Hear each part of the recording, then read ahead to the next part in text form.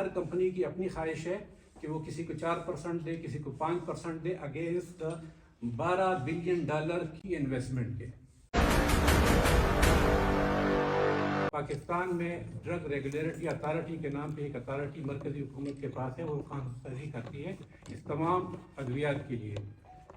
اس تمام جو پورا چینل ہے اس میں ہر ایک پورشن کے لیے قانون تو موجود ہے، لیکن انفارچونیٹلی ہمارے لیے کوئی قانون موجود نہیں ہے۔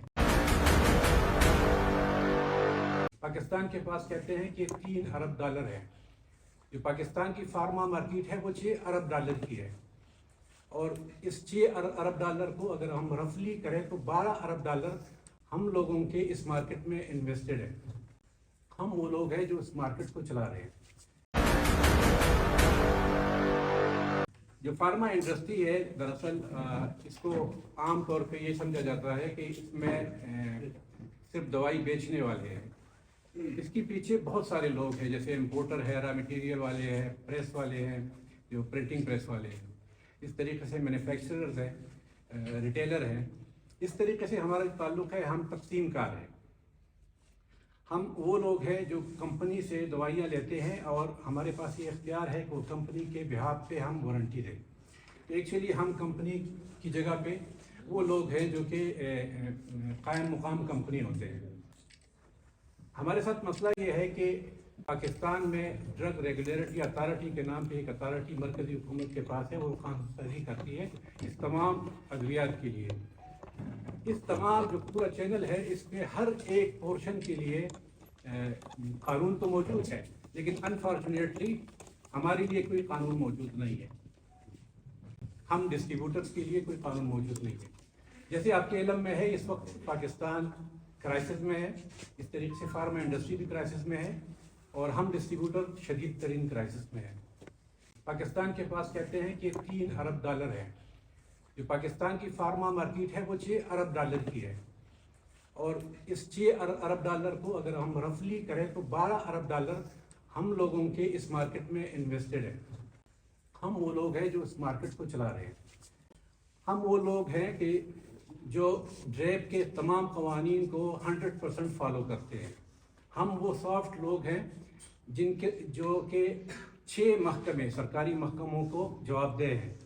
ہم میں سے کوئی بھی آدمی ایسا نہیں ہے کہ جو غیر قانونی ادویات رکھ سکتا ہے یا سپلائی کر سکتا ہے، کیونکہ ہم جو مینوفیکچرر جس کا موجود ہوگا ہم صرف وہی دوائیاں رکھ سکتے ہیں۔ جو ریٹیلر ہے جس کو آپ کیمسٹ کہتے ہیں، جس کے لیے آپ بعض اوقات کہتے بھی ہیں کہ جعلی اور غیر جعلی، اور اس کی ایک الگ بحث ہے، لیکن ان کا قانون کے اندر موجود ہے کہ 15% ڈسکاؤنٹ جو ہے وہ ان کا ہوگا۔ اس طریقے سے مینوفیکچرر کم از کم 20% اس کے لیے ہے۔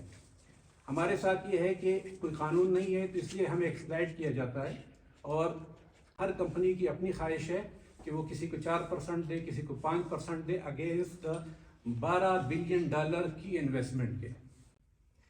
یہ ایک ظلم ہے، اس لیے ہم ڈریب سے یہ درخواست کرتے ہیں۔ انہوں نے اپنی موجودگی سے لے کے اب تک صرف ایک دفعہ ایک SRO جاری کیا جس میں انہوں نے تجاویز مانگی کہ ڈسٹریبیوٹرز کے لیے ہم کوئی قانون سازی کریں۔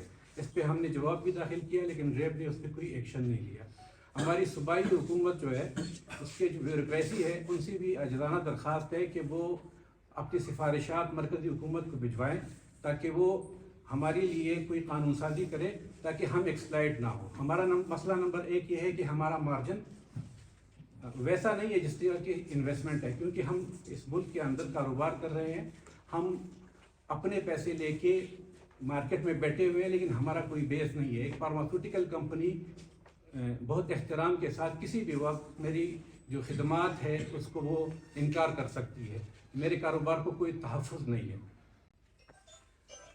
وہ کمپنی جس کا کام ہے کہ وہ دوائی بنائے اور پھر وہ ڈاکٹر کے پاس جائے اور اس کو ڈاکٹر سے لکھوائے، میرا کام یہ ہے کہ میں ہر کیمسٹ تک وہ دوائی قانون کے مطابق پہنچاؤں۔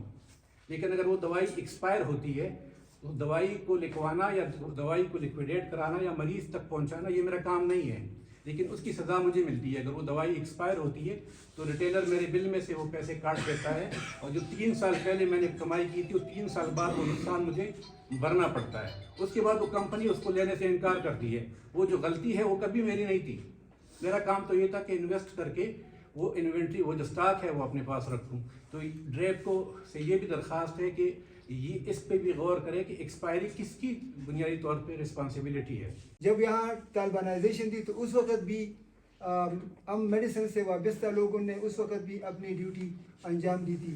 ہم پہاڑوں کے راستے سے جایا کرتے تھے اور میدان سے سٹاک اٹھا کر کے یہاں لے آتے تھے تاکہ ہمارے علاقے کے لوگوں کو تکلیف نہ پہنچے, اس لیے کہ یہ لائف سیونگ ڈرگز ہوتے ہیں اور ہر ایک چیز پہ گزارا ہو سکتا ہے. اگر کسی کے گھر میں آٹا نہ ہو تو وہ اپنے پڑوسی سے ادھار لے سکتا ہے, قرض لے سکتا ہے, لیکن اگر دوائی نہیں ملے کسی کو تو اس کی جان چلی جائے گی. تو اس لیے ہم ایسینشیل سروس پرووائڈرز ہیں. ہم جو ہے نا, ہم ایسینشیل سروس پرووائڈرز ہیں, لیکن بدقسمتی سے ہماری اپریشیشن تو درکنار, الٹا ہماری جتنی ایکسپلائٹیشن ہوتی ہے اس معاشرے میں شاید کہ کسی دوسری طبقے کے ہو. اس لیے کہ ہم اپنی انویسٹمنٹ کرتے ہیں پیسے, جس طرح میرے بھائی نے کہہ دیا کہ تقریباً $12 ارب اس فارما انڈسٹری میں ہمارے ڈسٹریبیوٹر کی انویسٹمنٹ ہے. لیکن جب پاکستان ہماری گورنمنٹ کسی دوسری ملک سے انویسٹر لے آتے ہیں تو ان کے ساتھ تو ٹرم کنڈیشن طے کرتے ہیں نا, ان کو بہت ساری مراعات بھی دیتے ہیں, لیکن ہمیں مراعات کی بجائے, ٹرمز کنڈیشن طے کرنے کے بجائے الٹا ہمارے ساتھ اتنی زیادتیاں ہوتی ہیں کہ ہم اب اس فیلڈ کو خیر بات کہنے پر مجبور ہو چکے ہیں. اور میں آپ سب لوگوں کی وساطت سے یہ بات ان لوگوں تک پہنچانا چاہتا ہوں, اگر یہ صورتحال رہی, اگر ہماری استحصال بند نہ کی گئی, ہمارے حالات کو ریویو نہ کیا گیا تو وی شل سیز, ہم اس کاروبار کو ختم کر لیں گے. اس لیے کہ ہم مزید سروائیو نہیں کر سکتے, ہم برداشت نہیں کر سکتے. کب تک بندہ برداشت کرے گا؟ پیسے ہمارے ڈوب جاتے ہیں. طالبانائزیشن میں جتنی بھی پیسے ہم نے ضائع کیے ہیں وہ بھی ریٹیلر کے لیے تو اس کی مخصوص ڈسکاؤنٹ ہے 15%. اس کے علاوہ کمپنیاں اپنے سیل بڑھانے کے لیے ان کو بہت زیادہ انسینٹیو بھی دیتے ہیں, ان کو بونسز بھی دیتے ہیں, ان کو ایکسٹرا ڈسکاؤنٹس بھی دیتے ہیں. لیکن ڈسٹریبیوٹر شاید وہ پتہ نہیں وہ کیا سمجھتے ہیں کہ ڈسٹریبیوٹر کے لیے 5-6% اور 7%, پہلے 12% ہوا کرتا تھا, 12% سے کم ہوتے 5% تک پہنچا ہے ابھی ڈسٹریبیوشن ڈسکاؤنٹ.